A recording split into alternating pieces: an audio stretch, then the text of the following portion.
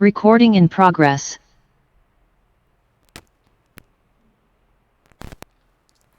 चलो so good evening everyone. तो as per discussion जो हमने डिसाइड किया था कि आज से जो है हमें फिर से हमारे जो फाउंडेशन के लेक्चर्स है उनका डिस्कशन शुरू करना था। ठीक है, बीच में कुछ दिन बोर्ड था वो मेंटेनेंस के लिए गया था, इसलिए हम नॉर्मल बोर्ड पे ले रहे थे lecture, but we are back again with our regular board. अभी बोर्ड के ऊपर आप स्क्रीन के ऊपर आप देख रहे होंगे, यहाँ पे कुछ तो दिख रहा है जो रेगुलर फॉर्मेट में नहीं है, थोड़ा सा अलग दिख रहा है और इसके बारे में आई थिंक सब लोगों को आइडिया होनी चाहिए। ठीक है, तो बेसिकली हम जो है इसी पॉइंट से रिलेटेड डिस्कशन शुरू करने वाले हैं। तो शुरू करते हैं। बेसिकली जो नए लोग हैं जो पहला लेक्चर आज ज्वाइन कर रहे हैं उनके लिए थोड़ी सी इंट्रोडक्टरी बातें करते हैं। देखो बेसिकली हम जो है आज से डिस्कशन शुरू कर रहे हैं अबाउट फिजिक्स। अब ये फिजिक्स की बातें हम यहाँ पे डिस्कस करेंगे, लेकिन पहले ही क्या होता है कंफ्यूजन कि अभी तक 10th की एग्जाम कंप्लीट नहीं हुई है और फिर से ये फिजिक्स आ गया, 10th के बोर्ड के ऊपर फोकस करेंगे या फिर ये फिजिक्स पढ़ रहे हैं उसके ऊपर फोकस करेंगे। तो आपको एकदम सिंपल यहाँ पे मतलब बातें मैं एक्सप्लेन कर रहा हूँ कि अभी जो हमारे लेक्चर चलेंगे उसके लिए रेगुलर लेक्चर का टाइम हमने डिसाइड किया है 7 बजे से लेके 7:45 तक। मतलब इसमें जो है हम आपका बिफोर एग्जाम ज़्यादा टाइम नहीं लेने वाले, हमें बस 45 मिनट तक ये सारी बातें डिस्कस करनी है। एंड इस डिस्कशन में हम जो भी फिजिक्स डिस्कस करेंगे उसमें देखो बेसिकली हमारा फोकस रहेगा कि 9th standard and 10th standard में जो भी फिजिक्स से रिलेटेड कंसेप्ट है, 9th एंड 10th स्टैंडर्ड में जो भी फिजिक्स रिलेटेड जिसको हम बेसिक कंसेप्ट बोलते हैं, ये बेसिक कंसेप्ट जो है वो हमें यहाँ पे डिस्कस करनी है। और ये डिस्कस करते टाइम हम ध्यान में रखेंगे कि आपको आगे बोर्ड की एग्जाम भी देनी है, तो उस हिसाब से आपके 10th बोर्ड का जो भी फिजिक्स का सिलेबस होगा हम उसके ऊपर भी थोड़ा सा ज्यादा फोकस करेंगे। लेकिन आज के बाद मतलब नाउ ऑनवर्ड जो भी हम लेक्चर डिस्कस करने वाले हैं ये हमारा 10th का लेक्चर का पार्ट नहीं है, इसको हम जो है ब्रिज कोर्स या फिर फाउंडेशन कोर्स इस हेडिंग के अंडर पढ़ने वाले हैं। ठीक है, अब ये ब्रिज कोर्स या फिर फाउंडेशन कोर्स इसका एक्चुअल में मतलब क्या होता है, आपने जो 8, 9, 10th में फाउंडेशन किया था वो अलग है।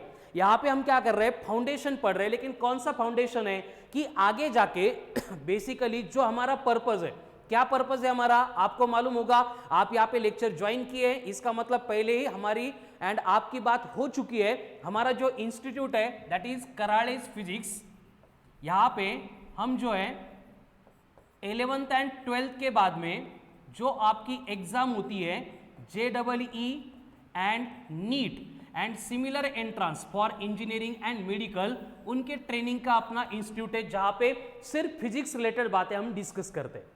लेकिन प्रॉब्लम यह है देखो बच्चों कि क्या होता है ना कि जो अर्ली स्टार्ट करेंगे उनकी विनिंग प्रोबेबिलिटी ज्यादा होती है, इसलिए आपको मालूम होगा नहीं होगा लेकिन बहुत सारे लोग ऐसे हैं कि जिन्होंने अभी डिसाइड किया है कि जो भी एग्जाम है, जैसे स्टेट बोर्ड की तो नेक्स्ट मंथ में है, लेकिन सीबीएसई की जो एग्जाम है अप्रैल में है, लेकिन टिल एग्जाम वेट नहीं करेंगे। हमें जो है बेसिकली इस एग्जाम के ऊपर अगर फोकस करना है तो उसका प्रिपरेशन अभी नाउ से हमें शुरू करना पड़ेगा। इसलिए हम ये बैच शुरू कर रहे हैं जिसमें एक्चुअल 11 शुरू करने से पहले हम ये ब्रिज कोर्स में या फिर फाउंडेशन कोर्स में 9, 10 की जो भी कंसेप्ट रिक्वायर्ड है बेसिकली फिजिक्स की, एज वेल एज जो भी मैथ्स आता है। देखो मैं मैथमेटिक्स ये सब्जेक्ट आपको अलग से नहीं पढ़ाने की बात कर रहा हूं, मैं आपको ये बोल रहा हूं कि जितना मैथ्स 11, 12 का फिजिक्स पढ़ने के लिए हमें रिक्वायर्ड है वो सारा मैथमेटिक्स आपका 9th एंड 10th का हम इसी ब्रिज कोर्स में डिस्कस करने वाले हैं। ठीक है, ऐसा क्यों, उसका रीजन मैं बोलता हूं कि ये हर साल का हमारा एक्सपीरियंस होता है कि जो जेई के लिए प्रिपेयर कर रहे हैं उनका कोई इश्यू नहीं, उनको तो मैथमेटिक्स आता ही है और मैथ्स में इंटरेस्ट भी होता है, उनको कोई प्रॉब्लम नहीं होता है। But those are preparing for NEET, जिनको मेडिकल एंट्रेंस की एग्जामिनेशन के लिए प्रिपेयर करना होता है, उनका प्रॉब्लम यह है कि वो थोड़ा सा मैथ को अच्छे नजर से नहीं देखते। अब अच्छे नजर से देखना बुरी नजर से देखना मतलब क्या, मतलब उसको कंसीडर करते कि ये किया तो भी चलेगा, नहीं किया तो भी चलेगा, इस तरह की बातें होती है। इसलिए हम आपका 9th एंड 10th का मैथ्स का जो भी प्रिपरेशन पार्ट होगा वो भी यहाँ पे प्रिपेयर करने का ट्राई करने वाले, ठीक है। तो बेसिकली जो है हम सिर्फ 45 मिनट्स में सारी जो 9th 10th की कंसेप्ट होगी उनका डिस्कशन करेंगे। एंड ये ब्रिज कोर्स फाउंडेशन कोर्स में जब आपका प्रिपरेशन जो भी बेसिक कंसेप्ट का पार्ट होगा वो जैसे ही कंप्लीट होता है फिर 1 बाय 1 हमारे 11th के फिजिक्स के सिलेबस को हम डायरेक्टली स्टार्ट करने वाले, ठीक है। तो फर्स्ट बैच कब शुरू होगी, क्या होगी, ये आपको मैं लाइव लेक्चर में एज वेल एज आपको जो व्हाट्सएप ग्रुप में ऐड किया है दोनों वे से आपको इंफॉर्मेशन मिलने वाली है। लेकिन डायरेक्ट 11th के बैच में एंटर करने से पहले ये सारी चीजों में से आप अगर आएंगे तो it will help too much, मतलब आप इमेजिन नहीं कर सकते इतनी ज्यादा हेल्प ये सारी बातें करने वाली है, ठीक है। तो बेसिकली जो है हम क्या क्या डिस्कस करने वाले हैं उसका एक ओवरव्यू लेते हैं और उसके बाद जो होगा सिलेबस का डिस्कशन शुरू करते हैं। ज्यादा इंट्रोडक्शन में टाइम नहीं देना है हमें यहाँ पे। तो बेसिकली हम सिर्फ फिजिक्स का डिस्कशन करेंगे, ये बात तो सबके दिमाग में आ गई। अब फिजिक्स के डिस्कशन करते टाइम आपको जो है बेसिकली 9th एंड 10th में 3 सेक्शन के बारे में बहुत ज्यादा इंफॉर्मेशन दी है, जिसमें पहला सेक्शन आपको दिया है मैकेनिक्स वाला, और इस मैकेनिक्स में आपने मोशन रिलेटेड बहुत सारी बातें डिस्कस की है, जैसे कि पोजीशन होता है, डिस्प्लेसमेंट होता है, वेलोसिटी होती है, देन एक्सेलरेशन होता है, उसके बाद में फोर्सेस आते हैं, फोर्स अप्लाई करने के लिए वर्क रिक्वायर्ड होता है, जब भी वर्क होता है उसको रिस्पॉन्सिबल एनर्जी होती है, एंड वर्क करने का रेट मतलब पावर होता है। तो ये सारी कंसेप्ट को पढ़ने वाली फिजिक्स की जो ब्रांच है उसको हम मैकेनिक्स बोलते हैं। तो आपने इस मैकेनिक्स के बारे में भी डिस्कशन किया है, according to your board vary होता है, जैसे कि सीबीएसई वालों ने 9th में ही कर लिया है, स्टेट बोर्ड वाले के लिए ये 10th में करना है, ठीक है। उसके बाद में नेक्स्ट इंपॉर्टेंट सेक्शन आता है जिसको हम इलेक्ट्रोडायनामिक्स ऐसे बोलते हैं, इलेक्ट्रोडायनामिक्स। और ये इलेक्ट्रोडायनामिक्स में जो है हम स्टडी करते हैं चार्ज एंड उससे रिलेटेड प्रॉपर्टीज को, मतलब कि जैसे चार्ज आएगा, चार्ज आ गया मतलब एक पॉजिटिव चार्ज होगा, दूसरा नेगेटिव चार्ज होगा, उसके बाद में दो चार्जेस की बिटवीन इंटरैक्शन होगा, कुछ अट्रैक्ट करेंगे कुछ रिपेल करेंगे, फिर वो अपने सराउंडिंग में इलेक्ट्रिक फील्ड प्रोड्यूस करेंगे, फिर वहां पे रेजिस्टेंस आएगा, पोटेंशियल डिफरेंस आएगा, मतलब वहां पे इलेक्ट्रिक करंट आएगा। तो ये सारी बातें जो है हम इलेक्ट्रोडायनेमिक्स सेक्शन में डिस्कस करने वाले हैं, जो सब लोगों ने ऑलमोस्ट 10th में ही डिस्कस की है, ठीक है। किसी भी बोर्ड में मतलब आईसीएसई में कुछ टॉपिक दिए थे, बट अदरवाइज जो बेसिक कंसेप्चुअल पार्ट है इलेक्ट्रोडायनेमिक्स का वो 10th में ही दिया है, ठीक है। उसके बाद में नेक्स्ट सेक्शन की अगर बात करेंगे तो लाइट सेक्शन आता है। और लाइट सेक्शन मतलब क्या, जिसमें ह्यूमन आई, रिफ्लेक्शन क्या होता है, रिफ्रैक्शन क्या होता है, देन लेंसेस कैसे वर्क करते हैं, है ना, मिरर मतलब क्या होता है, मिरर के टाइप्स कौन सी होती है, ऑब्जेक्ट कहां पे रखा, इमेज कहां पे फॉर्म होगी, ऑब्जेक्ट कैसे रखेंगे तो इमेज कैसे दिखेगी, ये सारी बातें हम वहां पे डिस्कस करते हैं, ठीक है। और उसके बाद में और एक सेक्शन है जो भी आपको इंट्रोड्यूस किया गया है, जिसको हम बोलते हैं heat and thermo, heat and thermo. अब हीट एंड थर्मो यानी थर्मोडायनेमिक्स। तो बेसिकली यहां पे जो है टेम्परेचर मतलब क्या होता है, हीट एनर्जी क्या है, एक बॉडी से दूसरे बॉडी में हीट फ्लो क्यों होती है, फिर उसके रिलेटेड कौन से रूल्स है, ये सारी बातें ये हीट वाले सेक्शन में आपको दी है। मतलब फिजिक्स रिलेटेड आपको लगता होगा ऐसे कि 9th 10th में तो नहीं होता है, फिजिक्स तो 11th में आके हमें पढ़ना पड़ेगा, ऐसा नहीं है बच्चों। आपको जो है 9th स्टैंडर्ड से 8th स्टैंडर्ड से 10th स्टैंडर्ड से पूरा फिजिक्स का इंट्रो कराया गया है, ठीक है। तो हम बस यहाँ पे जो भी ब्रिज कोर्स की या फिर आपको फाउंडेशन कोर्स की मैंने बात की थी, तो उसमें ये जो आपके सेक्शंस है जिसमें आपने 9th 10th में जो भी सिलेबस पढ़ा है और आगे जाके जो भी हमारे 11th 12th में टॉपिक आएंगे उनको कनेक्ट करने के लिए, मतलब यहाँ पे शुरू होगा एक्चुअल हमारा डिस्कशन, जहां पे हम 11th एंड 12th सीबीएसई इन्होंने जो डिसाइड किया हुआ सिलेबस है वो शुरू करेंगे। एंड ये सिलेबस हमें रिक्वायर्ड होगा बेसिकली जेईई एंड नीट इस एग्जाम के लिए फोकस करने के लिए, प्रिपेयर करने के लिए। अब इसके पैरेलल ऑल एग्जाम्स आती है, बट जनरली हम इंजीनियरिंग एंड मेडिकल ऐसे कंसीडर करते, तो मैंने यहाँ पे जेईई एंड नीट लिखा है, ठीक है। तो बेसिकली क्या है ना कि जो बच्चे आके जून में ज्वाइन करने वाले उनका इश्यू क्या होगा कि यहाँ पे 8, 9, 10th में क्या हुआ था, वो पढ़ लेंगे, एग्जाम देंगे, एग्जाम के बाद सब भूल जाएंगे। जैसे हर साल हम 8 पास होने के बाद उसका सिलेबस भूल जाते हैं और फिर 9 का अलग से प्रिपरेशन शुरू करते हैं। फिर 9 पास होने के बाद 9 का सिलेबस भूल जाते हैं, फिर 10 का प्रिपरेशन शुरू करते हैं। फिर 10 पास होने के बाद सेम मिस्टेक करते हैं एंड डायरेक्ट यहां पे एंटर करते हैं। तो जो यहां पे एंटर करने के बाद यहां से प्रिपरेशन शुरू करेंगे तो उनको चलती हुई ट्रेन में बैठना थोड़ा सा मुश्किल हो जाएगा।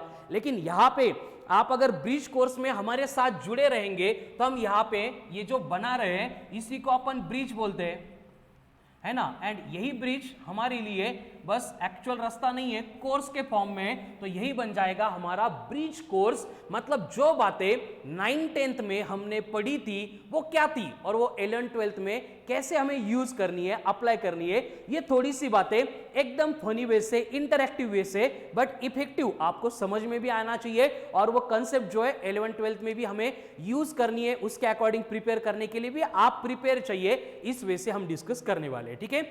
तो 1 by 1 ये सारे सेक्शन का डिस्कशन हम करने वाले हैं। तो यहां पे आपको आइडिया आ गया होगा कि हम जो है ब्रिज कोर्स में आपका 9th and 10th का जो सिलेबस था उसी का डिस्कशन करेंगे, बट ध्यान में रखते हुए कि हमें आगे जाके same syllabus 11th and 12th में भी यूज करना है, डिस्कस करना है, ठीक है।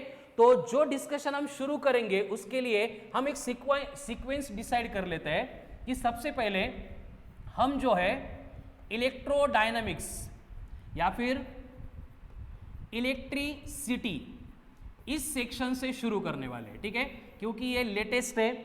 सीबीएसई पार्ट 2 में जो एग्जाम में सिलेबस आने वाला है उसमें मैक्सिमम कंटेंट इलेक्ट्रिसिटी का ही है, स्टेट बोर्ड के लिए भी है, एंड 11th-12th के फिजिक्स में भी मोर देन 35% जो कंटेंट है हमें इसी सेक्शन से रिलेटेड पढ़ना है। तो बेसिकली हम शुरुआत इसी से करेंगे, दैट इज इलेक्ट्रिसिटी, या फिर इसको मैंने पहले लिखते टाइम इलेक्ट्रोडायनामिक्स लिखा था, वो भी सेम है, इलेक्ट्रोडायनामिक्स। अब ये इलेक्ट्रोडायनामिक्स बोलो, इलेक्ट्रिसिटी बोलो, ये सारे जो सेक्शंस हम पढ़ने वाले हैं, इन सारे सेक्शन में हमारा जो फोकस रहेगा सिर्फ और सिर्फ एक प्रॉपर्टी के ऊपर रहेगा, दैट इज चार्ज। अब यहां पे थोड़ा सा 1-2 मिनट, अब तक जो था ये था इंट्रोडक्शन कि हम क्या क्या पढ़ने वाले, क्यों पढ़ने वाले, कैसे पढ़ने वाले। अभी जो है मैं एक्चुअल सिलेबस में एंटर करने जा रहा हूं, शुरू नहीं करेंगे इतनी जल्दी, लेकिन सिलेबस में एंटर करने से पहले थोड़ा सा इसका इंट्रोडक्शन कर लेते हैं कि एक्चुअल हम पढ़ेंगे क्या और कैसे पढ़ेंगे। तो बेसिकली मैंने डिसाइड कर लिया कि हम शुरू करेंगे फ्रॉम इलेक्ट्रिसिटी, या फिर हम इसको इलेक्ट्रोडायनामिक्स ऐसे भी बोलते हैं। और मैंने बोला है कि इस इलेक्ट्रिसिटी या फिर इलेक्ट्रोडायनामिक्स में जो भी डिस्कशन हम करेंगे वहां पे हमें हर बार फोकस करना है सिर्फ और सिर्फ ये चार्ज वाले प्रॉपर्टी के ऊपर। मतलब चार्ज जो है वो हमें यहाँ पे रिक्वायर्ड होगा। कहाँ पे रिक्वायर्ड होगा? देखो 9th में भी रिक्वायर्ड था, 10th में भी रिक्वायर्ड है, 11th में भी होगा, 12th में भी होगा। तो ये चार्ज से रिलेटेड हमें बहुत सारे टॉपिक डिस्कस करने हैं। तो एक्चुअल सिलेबस शुरू करने से पहले ये थोड़ा थोड़ा इंट्रो अपन यहाँ पे देखते हैं कि जो चार्ज हम यहाँ पे पढ़ने वाले हैं वो एक्चुअल में है क्या, चार्ज मतलब है क्या। क्योंकि जब चार्ज समझ में आएगा तो धीरे धीरे हम इलेक्ट्रिसिटी समझ जाएंगे, इलेक्ट्रिसिटी समझ गए तो हमें इलेक्ट्रोडायनेमिक्स की थोड़ी आइडिया आएगी, और फिर हम 1 by 1 थोड़ी सी कंसेप्चुअल बातें जो है उनको डिस्कस करना शुरू कर देंगे, ठीक है। देखो यहां पे ब्रिज कोर्स में हम जो है फोकस करने वाले कंसेप्ट के ऊपर, तो जो आपके सिलेबस के पॉइंट टू पॉइंट है उसके अकॉर्डिंग हम यहाँ पे डिस्कशन नहीं करने वाले। तो उसकी वजह से कंफ्यूज नहीं होना है, सर चार्ज के बाद में तो ये दिया था, आपने तो वो पढ़ाया। मैंने पहले क्लियर किया कि जो हम डिस्कशन यहाँ पे करने वाले हैं वो कंसेप्ट का है ना। सिलेबस उसमें इंक्लूड हो ही जाएगा, उसमें नो डाउट है, बट वो सीक्वेंस इधर उधर हो सकती है, ठीक है। तो ये चार्ज मतलब होता क्या है हमें इसको समझना है, और इसको समझने के लिए एक छोटा सा एक्सपेरिमेंट हम देखते हैं, ठीक है। यहां पे मैं आपके लिए एक एक्सपेरिमेंट लेके आता हूं। अब इस एक्सपेरिमेंट में जो है मुझे आपको चार्ज मतलब क्या होता है वो दिखाना है, वो एक्सप्लेन करना है। इसके लिए मैं चार्ज की इलेक्ट्रिक फील्ड कैसे प्रोड्यूस होती है, उसकी डायरेक्शन कहाँ पे रहेगी, डिफरेंट पॉइंट पे पोटेंशियल कैसे चेंज होगा और उसकी वैल्यू क्या होगी, ये सब बातें थोड़ा सा बस इंट्रो कर रहा हूं, है ना। बाद में डिटेल में मैं लिख के भी दूंगा, उसके बाद हम लर्न भी करेंगे, हम फॉर्मूले भी डिराइव करेंगे और हम उसको अप्लाई भी करेंगे। 10th के बोर्ड में क्वेश्चंस कैसे आएंगे वो भी देखेंगे। बस अभी बस हमें एंजॉय करना है, देखना है कि ये कंसेप्ट सुना तो है चार्ज, लेकिन ये होता कैसे है, क्या है, एंड ये एक्ट कैसे होता है, ठीक है। तो यहाँ पे एक कुछ नहीं है, एक ब्लैंक स्क्रीन है और मुझे यहाँ पे ऑप्शन है, मेरे पास पॉजिटिव चार्ज है, यहाँ पे निगेटिव चार्ज है एंड यहाँ पे सेंसर्स है कि जहाँ पे मैं इलेक्ट्रिक फील्ड हो या फिर इलेक्ट्रिक पोटेंशियल हो उनको डिटेक्ट कर सकता हूँ। तो सपोज मैं अगर स्पेस में, देखो यहाँ पे अभी आपको दिख रहा है कुछ भी नहीं है, पूरा ब्लैंक स्पेस है, और इस स्पेस में अगर मैं यहां से ये चार्ज उठा के प्लेस कर दूं, देखो क्या हो गया, समझ में आ गया? फिर से वंस अगेन, अगर ये चार्ज है, मैं अगर इसको फिर से उसके पोजीशन के ऊपर लेके आऊंगा, अब ये फील्ड में से चार्ज चला गया। अगेन मैं यहां पे दूसरा ये निगेटिव वाला चार्ज यहां पे लेके आऊंगा, क्या हो रहा है देखो, मतलब जो स्पेस आप देख रहे हो स्क्रीन के ऊपर, ये स्पेस एब्रप्टली चेंज हो रहा है। ये जो आपको एरो दिख रहे हैं, ये सारे एरो किसके हैं? इलेक्ट्रिक फील्ड के, क्योंकि मैंने यहां पे राइट मार्क किया था, मतलब मुझे यहां पे इलेक्ट्रिक फील्ड दिखने वाली थी। ठीक है, अब फिर से ये निगेटिव चार्ज को मैं उसके पोजीशन के ऊपर रख देता हूं। अब जो दो एक्सपेरिमेंट किए थे मैंने छोटे छोटे, जिसमें मैंने पहले स्पेस में, अभी जो खाली पड़ा हुआ स्पेस है वहां पे एक पॉजिटिव चार्ज रख दिया, आपने देखा कि सराउंडिंग के स्पेस में ढेर सारे एरो दिख रहे थे। अब ये एरो क्या रिप्रेजेंट कर रहे थे? एरो रिप्रेजेंट कर रहे थे इलेक्ट्रिक फील्ड। अब मुझे थोड़ा सा चार्ज को इलेक्ट्रिक फील्ड के साथ रिलेट करना है, मेरे वर्ड को थोड़ा समझो एंड उसके ऊपर थिंक भी करो कि देखो स्पेस में अगर ये ब्लैंक स्पेस है, कोई भी एरो नहीं है, एरो नहीं है, इसका मतलब इलेक्ट्रिक फील्ड नहीं है। लेकिन अगर मैं यहां पे ये पॉजिटिव चार्ज अगर स्पेस में यहां पे रख दूंगा, यहां पे सारे एरो भर गए, मतलब क्या आ गई? इलेक्ट्रिक फील्ड आ गई। अगर मैं इस चार्ज को उठा के एक कॉर्नर में यहां पे लेके जाऊंगा, तो यहां पे क्या हो रहा है देखो, ये मैक्सिमम, ये थोड़ा सा रेडिश पोर्शन दिख रहा है ना, मतलब ये स्ट्रॉन्ग इलेक्ट्रिक फील्ड है यहाँ पे, एंड धीरे धीरे ये इलेक्ट्रिक फील्ड जो है वो कम होते जा रही है। इस कॉर्नर में आएंगे तो ये एरो के बिटवीन की स्पेसिंग बढ़ गई, मतलब यहाँ पे इलेक्ट्रिक फील्ड कम हो गई। यानी कि चार्ज स्पेस से उठाएंगे, कुछ भी नहीं है, चार्ज स्पेस में रख देंगे, प्रोड्यूस हो गई सराउंडिंग में, क्या प्रोड्यूस हो गई? इलेक्ट्रिक फील्ड प्रोड्यूस हो गई। क्या प्रोड्यूस हो गई? इलेक्ट्रिक फील्ड प्रोड्यूस हो गई। अब इस इलेक्ट्रिक फील्ड को प्रोड्यूस करने के लिए रिस्पॉन्सिबल कौन है? आप मुझे कमेंट में आंसर दे सकते हो। ठीक है, इस इलेक्ट्रिक फील्ड को प्रोड्यूस करने के लिए रिस्पॉन्सिबल कौन है? इलेक्ट्रिक फील्ड को प्रोड्यूस करने के लिए रिस्पॉन्सिबल कौन है? चलो कम ऑन फास्ट, किसने प्रोड्यूस किया इलेक्ट्रिक फील्ड? जिसको मैं प्लेस करूंगा इलेक्ट्रिक फील्ड आ गई, इसको उठा के बाहर रख दिया, इलेक्ट्रिक फील्ड गायब, फिर से ये इसको रख दिया स्पेस में, आ गई इलेक्ट्रिक फील्ड। तो ये इलेक्ट्रिक फील्ड प्रोड्यूस कौन कर रहा है, ये मुझे आंसर चाहिए। ठीक है, चलो I will wait for your comment, come on fast. क्या लगता है आपको इस इलेक्ट्रिक फील्ड को प्रोड्यूस करने के लिए रिस्पॉन्सिबल कौन होगा? चलो चैट सेक्शन में बोल सकते हो बेटा आप, अगर आ रहा है दिमाग में तो। कौन है जो चार्ज इलेक्ट्रिक फील्ड प्रोड्यूस कर रहा है? Yes, excellent, correct answer. Electric field produce करने के लिए रिस्पॉन्सिबल कौन है? जिसकी बात हमने शुरू की थी। किसकी शुरू की थी? यहां पे लिखा था हमने, देखो, चार्ज। यानी कि अभी चार्ज का काम क्या होता है ये हमें समझ में आ गया, बट हम इसको जो है थोड़ा सा कंसेप्ट वाइज, मतलब डेफिनेशन लिख के उसको इंट्रोड्यूस करेंगे। तो बेसिकली देखो, ये चार्ज का मतलब क्या होता है? चार्ज का मतलब होता है tendency associated with matter, tendency associated with matter by virtue of which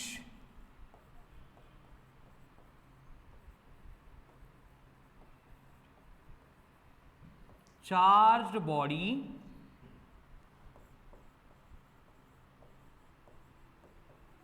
produces electric field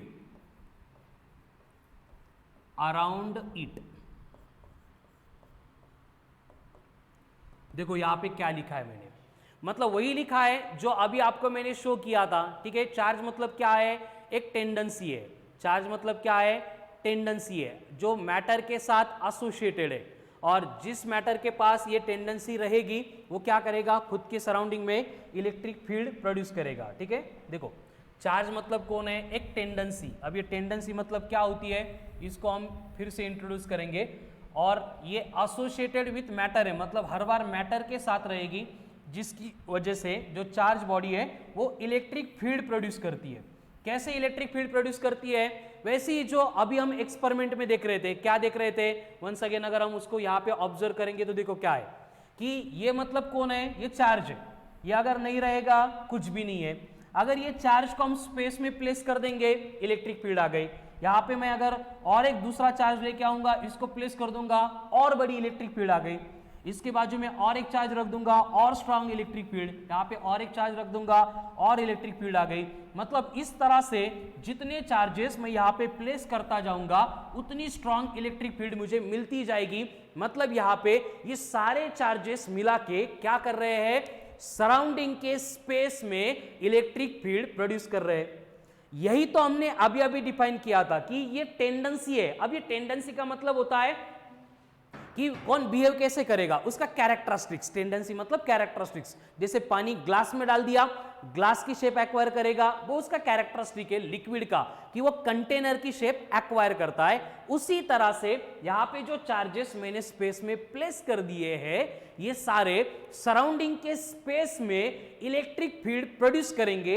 and ये इलेक्ट्रिक फील्ड प्रोड्यूस करने की जो टेंडेंसी है, उसी को अपन चार्ज बोलते हैं। ठीक है, तो चार्ज मतलब दिमाग में आ रहा है क्या होता है। चार्ज मतलब बेसिकली एक टेंडेंसी है, जिस बॉडी को मिल गई वो अपने सराउंडिंग में इलेक्ट्रिक फील्ड प्रोड्यूस करेगी।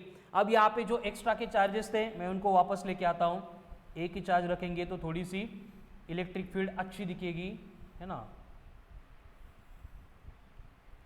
चलो, अब थोड़ी सी इलेक्ट्रिक फील्ड कम हो गई।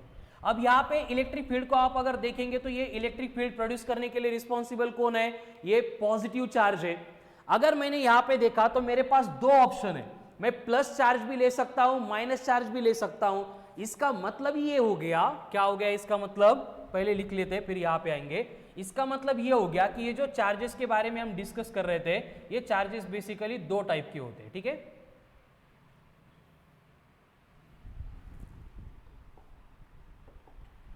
तो यहां पे मैं नेक्स्ट पॉइंट ऐड कर सकता हूं, there are two types of charges. Basically charges के दो टाइप होते हैं। नंबर वन, जिसको हम बोलते हैं as a positive charge, and number two, जिसको हम बोलते हैं एज ए नेगेटिव चार्ज। अब पॉजिटिव चार्ज मतलब वही चार्ज जो न्यूक्लियस में प्रोटॉन के पास होता है। नेगेटिव चार्ज मतलब वही चार्ज जो न्यूक्लियस के सराउंडिंग में रिवॉल्व करने वाले इलेक्ट्रॉन के पास होता है। मतलब देखो, बेसिकली हम जो है आज से डिस्कशन शुरू करने वाले थे अबाउट इलेक्ट्रिसिटी, इस सेक्शन के बारे में, और इसी इलेक्ट्रिसिटी को हम कंसीडर करते हैं एज इलेक्ट्रोडायनेमिक्स। तो ये इलेक्ट्रिसिटी है या फिर इलेक्ट्रोडायनेमिक्स है, इसका पूरा जो डिस्कशन हम करेंगे उसमें रिक्वायरमेंट होती है चार्ज की, इसलिए हम पहले चार्ज के बारे में डिस्कशन करने आ गए। तो चार्ज मतलब कौन है, चार्ज मतलब है टेंडेंसी एसोसिएटेड विथ मैटर, जिसकी वजह से चार्ज बॉडी सराउंडिंग के स्पेस में इलेक्ट्रिक फील्ड प्रोड्यूस करती है। और उसके जो है बेसिकली नेचर में दो टाइप होते हैं। इसके पहले की इंफॉर्मेशन कुछ काम की नहीं थी, लेकिन ये हमें रिक्वायर्ड होगा। ठीक है, तो यहां पे जो है चार्जेस के दो टाइप होते हैं, एक होगा पॉजिटिव चार्ज, दूसरा होगा नेगेटिव चार्ज। ठीक है, तो बेसिकली जो है इतनी बातें आपको लिखनी है। लिखने के लिए एक तो मैं टाइम देता हूं, नहीं तो हमारे पास दूसरा ऑप्शन है, मैं यहाँ पे आपको QR कोड देता हूं, उसको अगर स्कैन करेंगे, आपके पास मोबाइल में अगर है बारकोड स्कैनर तो वहां से भी स्कैन हो सकता है, या फिर मैं आपको ग्रुप पे सेंड कर देता हूं, वहां से आप कॉपी कर सकते हो। ठीक है, ठीक है, वही बेस्ट रहेगा, मैं आपको ग्रुप पे सेंड कर देता हूं। चलो, तो बेसिकली चार्ज मतलब क्या है, एक टेंडेंसी है जिसका काम है सराउंडिंग के स्पेस में इलेक्ट्रिक फील्ड प्रोड्यूस करना। कैसे प्रोड्यूस करना अभी हमने देखा था। उसके बाद में चार्जेस के दो टाइप होते हैं, एक होता है पॉजिटिव चार्ज, दूसरा होता है नेगेटिव चार्ज। अब ये पॉजिटिव एंड नेगेटिव चार्जेस एक दूसरे के साथ इंटरेक्ट कैसे करते हैं, देखो। अब मैंने यहाँ पे पॉजिटिव चार्ज रखा था, इसको और थोड़ा सा सेंटर में मैं लेके आ गया। अब यहाँ पे मेरे पास दूसरा ऑप्शन है नेगेटिव चार्ज, अगर मैं इसको लेके आ गया दो अलग अलग कलर के शेड दिख रहे हैं, इसका मतलब दो अलग इफेक्ट यहां पे प्रोड्यूस होने वाले हैं। अभी इफेक्ट क्या होते हैं आगे जाके हम और ज्यादा डिटेल में विजुअलाइज करने वाले हैं और ज्यादा डिटेल में देखने वाले हैं, but at the moment in दोनों को अगर ऑब्जर्व करेंगे तो ये जो पॉजिटिव चार्ज है जहां पे जाता है एरो डरते उससे, सारे एरो अवे चले जा रहे हैं, जहां पे भी पॉजिटिव चार्ज जा रहा है ये एरो उससे अवे जा रहे हैं, है ना। उसके अगेंस्ट जहां पे भी नेगेटिव चार्ज जा रहा है ये एरो उसके तरफ जा रहे हैं, मतलब ये पसंद है उनको नेगेटिव चार्ज, इसलिए इसका कलर है ना थोड़ा सा अलग है और ये थोड़ा डेंजर कलर है। तो ये नेगेटिव चार्ज के ऊपर से ये एरो जो है सब दूर जाने का ट्राई कर रहे हैं। मतलब देखो दोनों में जो टेंडेंसी है वो सेम तो नहीं है, एक चार्ज है जिससे एरो दूर जा रहे हैं, दूसरा चार्ज है जिसके टूवर्ड्स एरो आ रहे हैं। अब देखो अगर कोई बॉडी है, अगर वो बॉडी मेरे तरफ आ रही है मतलब मैं उसको अट्रैक्ट कर रहा हूं, कोई बॉडी है अगर मेरे से अवे जा रही है मतलब मैं उसको रिपेल कर रहा हूं, समझ में आ रहा है ना।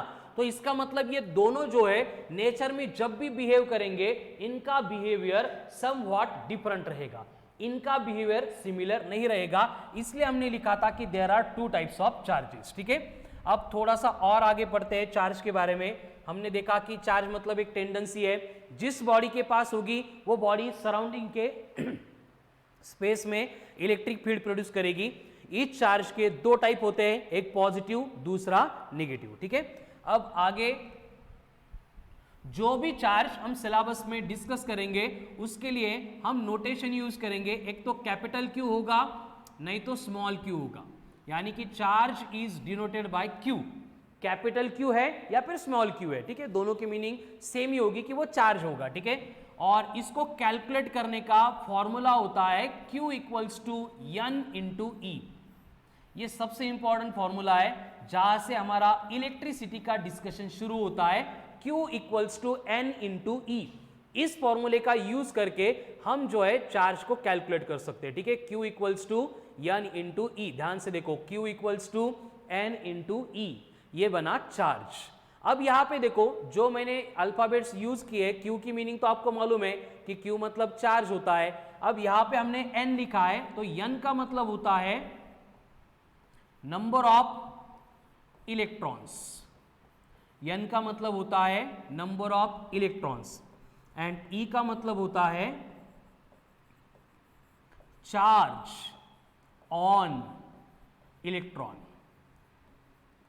अब ये टर्म्स धीरे धीरे समझ में आएगी आपको, एक लेक्चर में तो सब कुछ क्लियर नहीं होगा, है ना, कि ये नंबर ऑफ इलेक्ट्रॉन से क्यों मैंने बोला, नंबर ऑफ प्रोटॉन से क्या मतलब प्रॉब्लम है मुझे, देन इलेक्ट्रॉन का चार्ज जो है वो इलेक्ट्रॉन का ही लिया, प्रोटॉन का क्यों नहीं लिया, ये सारी बातें हम यहाँ पे डिस्कस करने वाले हैं। तो बेसिकली देखो यहाँ पे E मतलब चार्ज ऑन इलेक्ट्रॉन हो गया और इसकी जो वैल्यू है ये फिक्स होती है, इसको यूनिवर्सल कांस्टेंट बोला जाता है और ये है 1.6 into 10 raise to power -19 coulomb. Electronic charge यानी चार्ज ऑन इलेक्ट्रॉन, इसकी वैल्यू होती है 1.6 into 10 raise to power -19 coulomb. And साथ में अभी रिक्वायर्ड नहीं है लेकिन as a information, mass of electron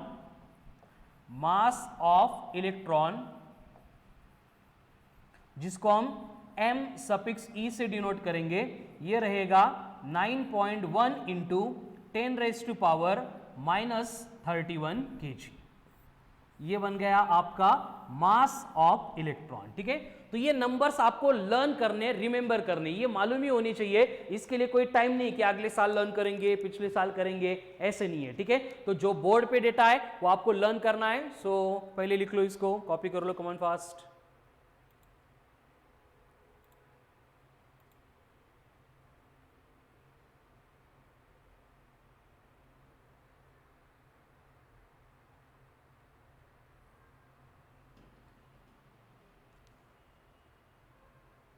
electron का चार्ज, इलेक्ट्रॉन का mass 1.6 into 10 raise to power -19, ये इलेक्ट्रॉन का चार्ज हो गया, and 9.1 into 10 to the power -31 kg, ये इलेक्ट्रॉन का मास हो गया।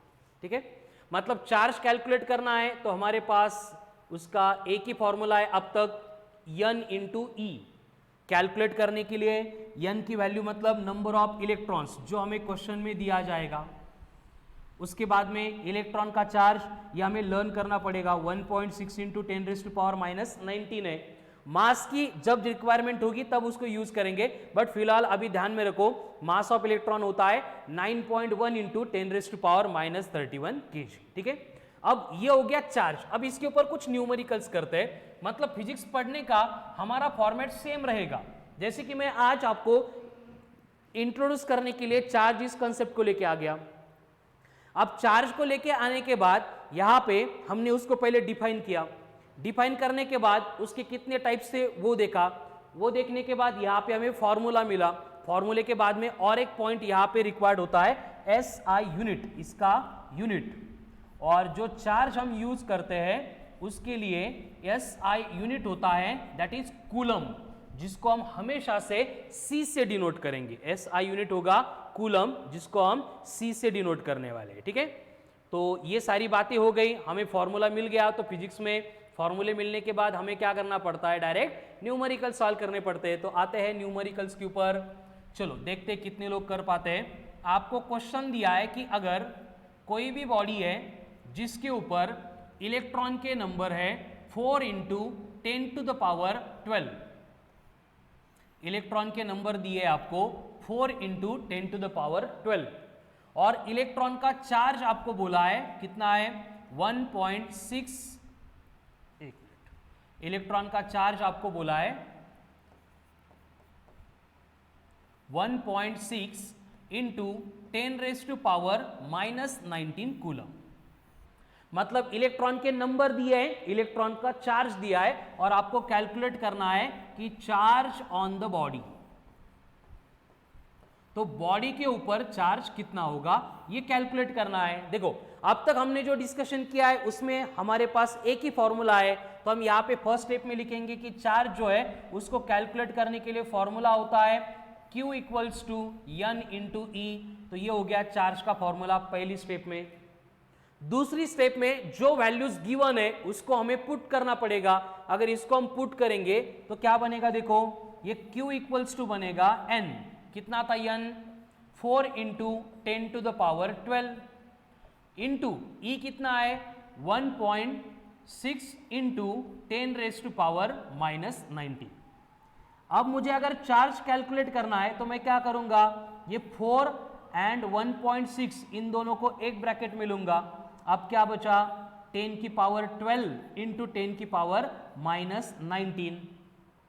यहां तक तो हो गया, ये हमारा फिजिक्स था। लेकिन इससे आगे सिंप्लीफाई करने के लिए आपको मैथ्स की रिक्वायरमेंट होगी, इसलिए हम मैथ्स को स्किप नहीं कर सकते। मैथ्स के ऊपर हमें बहुत ज्यादा फोकस करना पड़ेगा। देखो सिंपल मल्टीप्लीकेशन है 4 इंटू 1.6, ये तो सबको आता है। नेक्स्ट पार्ट में यहां पे लिखता हूं, तो Q इक्वल्स टू बनेगा 4 इंटू 1.6 यानी कि 6.4। ये तो हो गया। अब यहां पे क्या करेंगे, ये 10 है, ये 10 है, तो इस तरह के नंबर्स अगर आ रहे हैं, इसको सिंप्लीफाई करने के लिए हमारा मैथ्स कुछ हमें बोलता है कि अगर a⁻m इंटू a⁻n, मतलब दो नंबर है जिनको हम मल्टीप्लाई कर रहे हैं और उनकी पावर दी हमें, तो हमें क्या करना है, बस दोनों का बेस कॉमन निकाल के जो पावर थी उनको ऐड करना है, यानी a⁻ बनाना है m+n। ऐसे मैथमेटिक्स की जो भी बेसिक कंसेप्ट हमें रिक्वायर्ड होगी वो सारी हम यहाँ पे 1 बाय 1 जब रिक्वायर्ड है तब डिस्कस करने वाले हैं।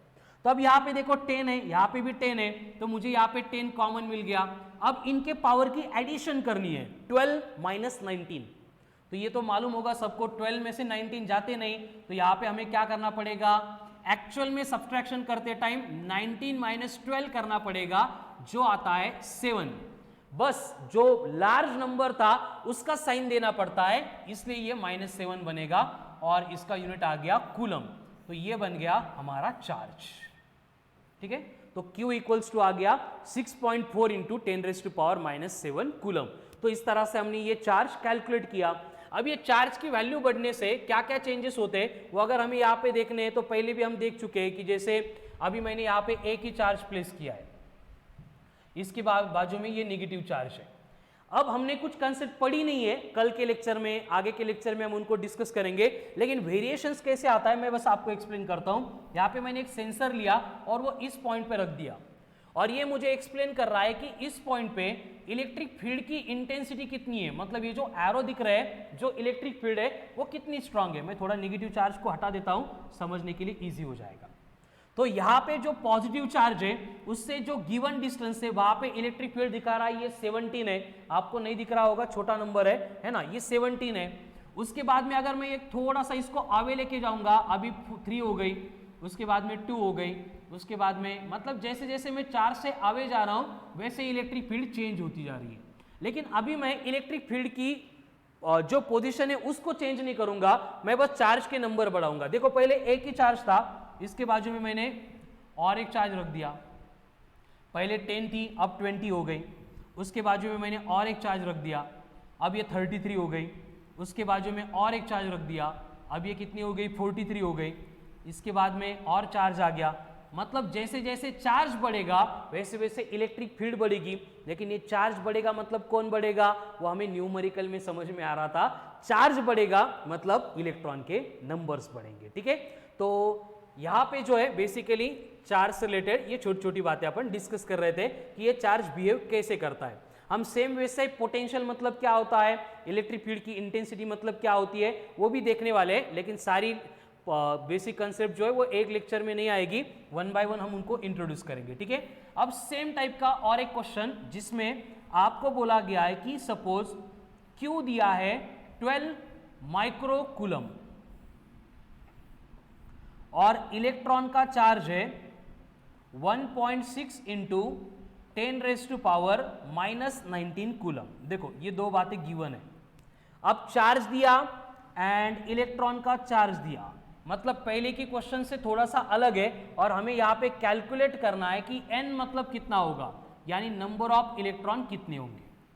देखो चार्ज कैलकुलेट करने के लिए हमारे पास फॉर्मूला तो वही है, Q equals to n into E, but अभी अननोन कौन हो गया, n हो गया। तो इस n को कैलकुलेट करने के लिए हमें यहाँ पे Q को E से डिवाइड करना पड़ेगा, तो ये n equals to Q by E, ये मॉडिफाइड फॉर्मूला इस न्यूमेरिकल के लिए हमें मिल गया। अब बस इसकी वैल्यू पुट करनी है, तो देखो 1 बाय 1 n इक्वल्स टू यहाँ पे कौन है Q कितना दिया था 12 माइक्रो कूलम। अब 12 तो मालूम है, बट ये माइक्रो है मतलब उसको हटा के हमें -6 लेके आना पड़ेगा, इसमें भी मैथमेटिक्स इन्वॉल्व हो गया, यूनिट कन्वर्जन बोलते हैं हम, है ना। तो ये भी यूनिट कन्वर्जन का टेबल है, मैं कल के लेक्चर में आपको पूरा दे दूंगा, माइक्रो मतलब क्या, मिली मतलब क्या, नैनो मतलब क्या, किलो मतलब क्या, ये सारी बातें जो रिक्वायर्ड है उसका एक चार्ट में आपको यहाँ पे एक्सप्लेन कर दूंगा। अभी फिलहाल याद रख लो कि जहां पे भी ये माइक्रो दिखा उसको रिप्लेस करके 10⁻⁻6 को लिख देना है। तो n आ गया, Q आ गया, अब E की वैल्यू कितनी है 1.6 इंटू 10⁻⁻19, हमें बस इसको डिवाइड करना है। अब यहाँ पे प्रॉब्लम शुरू होता है कि होता क्या है कि 10 तक जो हमने कैलकुलेशन किए थे, जो भी हमने न्यूमेरिकल सॉल्व किए थे, उसमें जो कैलकुलेशंस थे वो एकदम मतलब इजीली सिंप्लीफाई होते थे, लेकिन यहाँ पे ऊपर 12 आ गया, नीचे 1.6 आ गया, तो इनके जैसे कैलकुलेशन को भी सिंप्लीफाई कैसे किया जाता है उसके भी कुछ शॉर्टकट्स मेथड है, जिसको भी हम 1 बाय 1 जैसे पॉसिबल है लेक्चर में इंट्रोड्यूस करेंगे। अभी फिलहाल इसको सिंप्लीफाई करने के लिए मैं क्या करता हूं, देखो ऊपर 12 है उसको 10 से मल्टीप्लाई करता हूं, नीचे 1.6 है उसको भी मैं 10 से मल्टीप्लाई कर देता हूं, तो 10 से मल्टीप्लाई किया, कैंसिल होते हैं, मैथमेटिकली कुछ फर्क नहीं पड़ेगा, मतलब ये चलता है। उसके बाद में 10⁻⁻6 एज इट इज रहेगी, लेकिन जब मैं ये 10⁻⁻19 को ऊपर लेके आऊंगा वो -19 बनेगा +19। अब ये कैसे बन गया आपको मालूम होगा, नहीं भी मालूम है तो मैं बाद में ये पूरा मैथ्स आपको पढ़ाने वाला हूं। अब यहाँ पे सिंप्लीफिकेशन के लिए क्या हो गया, देखो 12 इंटू 10 मतलब ये 120 आ गया, 1.6 इंटू 10 मतलब ये 16 हो गया। आता बघा हे अवघड वाटत होतं, हे किती भारी वाटतं, मतलब इस तरह से ये कैलकुलेशन हमें सिंप्लीफाई करने पड़ेंगे। यहाँ पे अब -6 +19 मतलब ये आते हैं +13। अब 16 का टेबल आता ही है, नहीं आता है जो आपकी मेथड है उस मेथड से करो, आपको आंसर मिल जाएगा। बाद में हम जो है इसकी एकदम सिंप्लीफाइड मेथड जो होती है उसको यूज करेंगे, ठीक है। फिलहाल मैंने 4 से डिवाइड किया था, ये नंबर आ गया, और 2 से करेंगे आपको तो ये 15/2 आएगा, मतलब 7.5 इंटू 10 टू द पावर 13। लेकिन कभी इलेक्ट्रॉन ऐसे नहीं होते 7.5 म्हणजे 7 इलेक्ट्रॉन आणि एक अर्धा तोडून घेतला, ऐसे नहीं होता है। इसलिए हमें इसको सिंप्लीफाई करके लिखना पड़ेगा 75 इंटू 10 की पावर 12। अभी फिर से और कंफ्यूजन हो गया है ना, इसको थोड़ा सा जूम करता हूं मैं, ध्यान से देखो क्या क्या किया मैंने यहाँ पे 7.5 था उसको 75 लिख दिया, उससे क्या हो गया, पहले 13 था 10 की पावर अब 12 हो गई, ये कैसे चेंज होते जा रहा है। तो ये सारा जो मैथमेटिक्स है वो भी हम 1 बाय 1 डिस्कस करने वाले हैं, ठीक है। तो इस तरह से जो है आगे हम हमारा डिस्कशन कंटिन्यू रखने वाले हैं। तो आज का जो है पहला लेक्चर था इंट्रोडक्टरी, बहुत सारे लोगों को मालूम भी नहीं था, तो जिनको मालूम नहीं था अगर आपके फ्रेंड लिस्ट में है तो ऑफिस के व्हाट्सएप नंबर पे आपके ग्रुप में या फिर ऑफिस का नंबर है आपका, वहाँ पे कांटेक्ट करके उनका नंबर ऐड करने के लिए बोलो, क्योंकि फिलहाल फॉर 1 वीक ये जो लेक्चर्स है they are free demo lectures, तो सब लोगों को जो है ये लेक्चर वो अटेंड कर सकते हैं, उसके लिए कोई भी कॉस्ट नहीं है फॉर 1 वीक। उसके बाद में जो है क्या प्रोसेस होगी मैं आपको बाद में बोलूंगा, लेकिन तब तक के लिए आपको कोई टेंशन नहीं लेना है। इस तरह से जितनी भी 9-10 की कंसेप्ट होगी वो सब हम क्लियर करने वाले, ठीक है। तो आज जो है हमने बस चार्ज को इंट्रोड्यूस किया, चार्ज कंप्लीट नहीं हुआ है अभी, लेकिन सिर्फ चार्ज का इंट्रोडक्शन किया है, और हम पढ़ेंगे कैसे, पढ़ने का फॉर्मेट क्या होगा, उसका इंट्रोडक्शन करने के लिए मैंने कंसेप्ट भी ले ली, इंटरेक्टिव थोड़ा सा पार्ट भी इंट्रोड्यूस किया, विजुअलाइज भी कर दिया आपको, और न्यूमेरिकल्स भी लेके आ गया। तो रोज जो है हर एक कंसेप्ट को हम इसी तरह से कवर अप कर लेंगे। तो पहली पार्ट आपके बोर्ड का सिलेबस यहीं पे काउंट अप हो रहा है, मतलब बोर्ड का फिजिक्स आपको अलग से नहीं पढ़ना पड़ेगा, ये मैं एश्योर करता हूं। दूसरी बात 11-12 के लिए जो भी बातें रिक्वायर्ड होगी वो पूरी की पूरी 9-10 की अभी से हम उसके ऊपर वर्क करेंगे, प्रैक्टिस करेंगे, तो वो भी एकदम अच्छे से प्रिपेयर होने वाली है, ठीक है।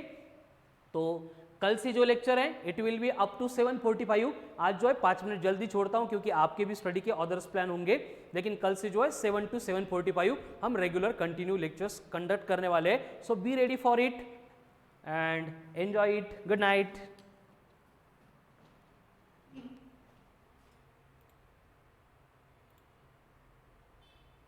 Recording stopped.